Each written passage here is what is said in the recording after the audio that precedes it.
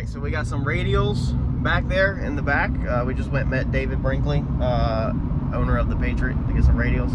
This is why Eddie's got me driving this morning to go get these freaking radials. Many of y'all know, we own a dealership. He's got me driving this busted 02 Ford Escape with the gas door hanging open on the side of it, because we need to see if this thing runs and drives good before we sell it to somebody, because we only try to sell top-notch vehicles. But with that being said, do you understand the feelings pulling up to a multi-million-dollar project?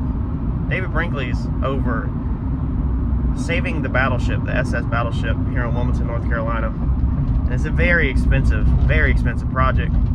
He's standing out front of the battleship, meeting with somebody else, probably a pretty important meeting. And here I come rolling up in an 02 Ford Escape with sway bar links that are rattling their tails off, giving them money for some used radials.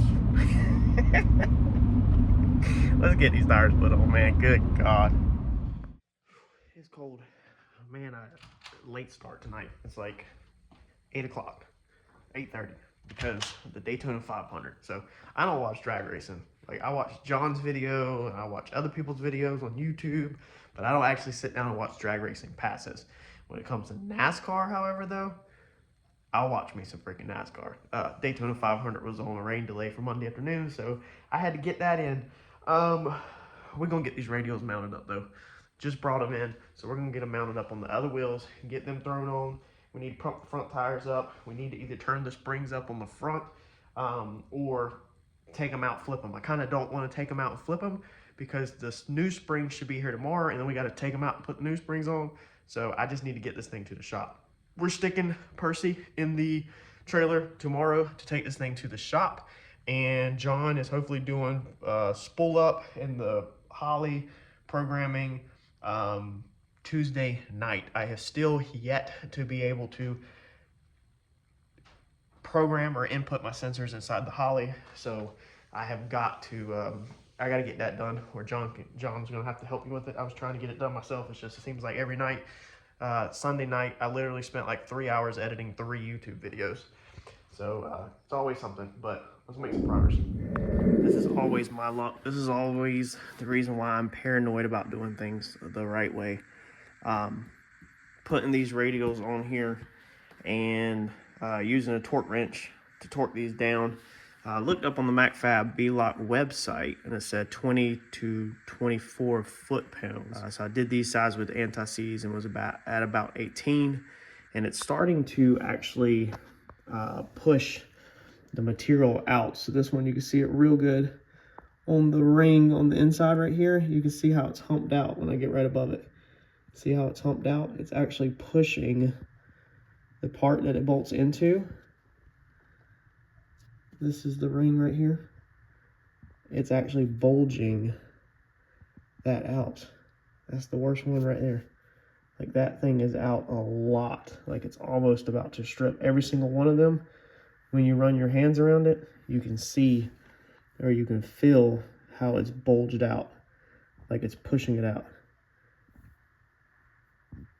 This is what I hate about doing this stuff, and I'm always so paranoid with a torque wrench. The other side, actually, I did not use anti-seize on. I completely forgot.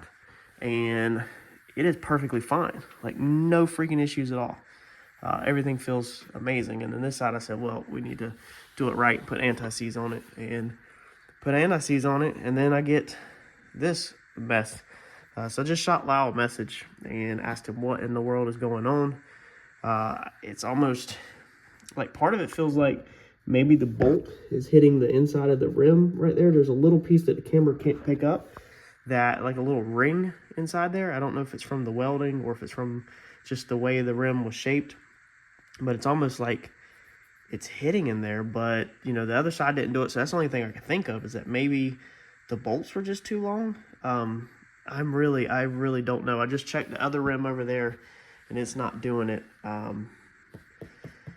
But I bet you I just cost myself some time on having to take these things off and run them all the way back to MacFab, which is a 5-hour round trip for me. And that just sucks. Dude, that sucks really bad. So I'm pretty down in the dumps right now, because I hate this. I think I'm going to keep rolling. Randy and John has always just done theirs with an impact gun when they put their beadlocks on, or I know Randy does. I can't really speak for John, but Randy said that he's always just runs his down with a small impact, not the large one you take lug nuts off with, just a normal size, small 3/8 impact. And they've never torqued theirs, and I wanted to, my last ones, my billet specialties over here, I think I originally torqued them, but then I stopped and started also just running them up with an impact gun until the impact gun stopped turning to 3/8. And I never had an issue out of that. Changed the tires multiple times. And this one, I was like, you know what? We're going to do things right. We're going to use a torque wrench, and we're going to torque them to spec. And sure enough, I think I just screwed myself. Always. I feel like I'm striking out all over the place right now. We all know how the car looks with the billet specialties on it. Now, I haven't put these on yet. I stuck them on, started tightening the lug, or putting the lug nuts on.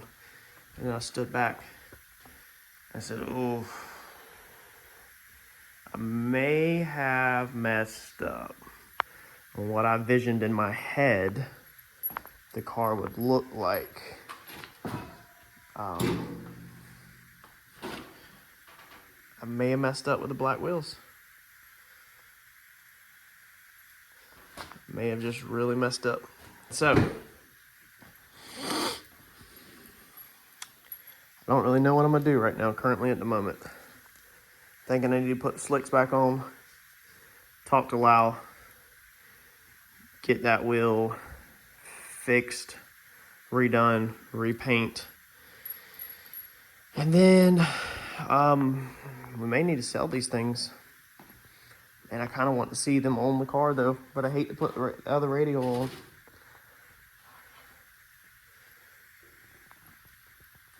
And you know, it probably look better tucked in there, but man, something's telling me that this is not right. And I'm very big on appearance and the way stuff looks. Something is telling me that that's not correct, and that the car needs chrome wheels, and that's too much black. I think they're wrong, y'all.